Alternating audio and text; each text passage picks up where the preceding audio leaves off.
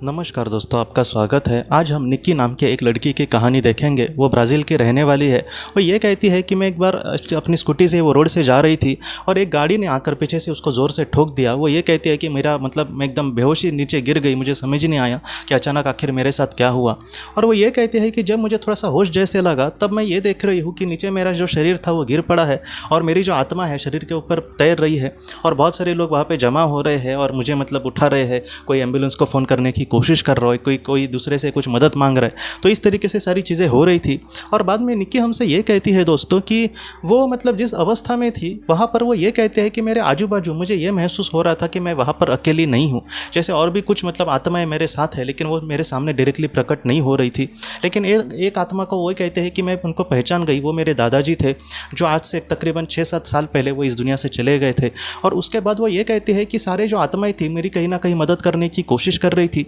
और मैं वहाँ पर बहुत ही ज़्यादा वो खुशनुमा एहसास था कि जैसे सब कुछ मतलब पॉजिटिव है, मेरे मन में कुछ भी नेगेटिव नहीं था। मुझे किसी भी चीज़ की वहाँ पे चिंता नहीं लग रही थी। पृथ्वी पर हम एकदम चिंता में डूबते हैं, कोई छोटी छोटी बातों का भी हमें टेंशन आता है, लेकिन वहाँ पर कोई बड़ी भी कोई बात हो फिर भी हम एकदम शांति से रहेंगे, एकदम टेंशन फ्री रहेंगे। इस तरीके से निक्की हमसे कहती है।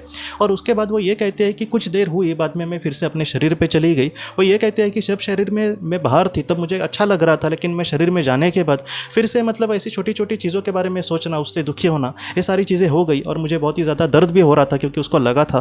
बाद में कुछ दिन उसको अस्पताल में भी रहना पड़ा। दोस्तों, ये जो निक्की है वो ये कहते हैं कि उस पल में मैंने ये अनुभव किया कि ये जो सुख दुख है उसमें हमें ज़्यादा दुख कर नहीं रहना चाहिए। जैसे भगवान कृष्ण ने भी कहा है कि सुख दुख इन सारी चीज़ों में हमें नहीं अटकना, इन सारी चीज़ों से परे है। जो सौख्य है या फिर एक स्थितप्रज्ञता का एक समाधान है वो इससे ऊपर है, क्योंकि उसका शुरुआत भी नहीं है, उसका अंत भी नहीं है। लेकिन हम सुख दुख में एकदम डूब जाएंगे और अपने जीवन को अच्छे से नहीं जी पाएंगे, तो ये बात अच्छी नहीं है। और निक्की हमसे ये भी कहती है कि आपने अगर किसी अपने को खोया है तो वो लोग वहाँ पे बहुत ही ज़्यादा महफूज भी है, वहाँ पर उनको किसी भी चीज़ का मतलब दुख नहीं होगा और हमारी एक दिन उनके साथ ज़रूर मुलाकात होगी। क्योंकि निक्की को बाद में ये भी पता चला कि उसका ये समय नहीं आया था, इसलिए उसके जो करीबी लोग थे वो डायरेक्टली नहीं मिले। लेकिन अगर इंसान यहाँ से चला जाए तो उसके जो करीबी लोग हैं उसको मिलने के लिए भी आते हैं। इसलिए जब तक हम जिंदा है हमें जितना हो सके अच्छे से कार्य करने होंगे। हमारा जीवन उद्देश्य अगर हम पूरा करेंगे तो उस दुनिया में हम अपनों के साथ बहुत ही खुशी से, बहुत ही शांति से, बहुत ही समाधान से ज़रूर रह पाएंगे। इस तरीके से यह कहानी हमें सीख देती है दोस्तों।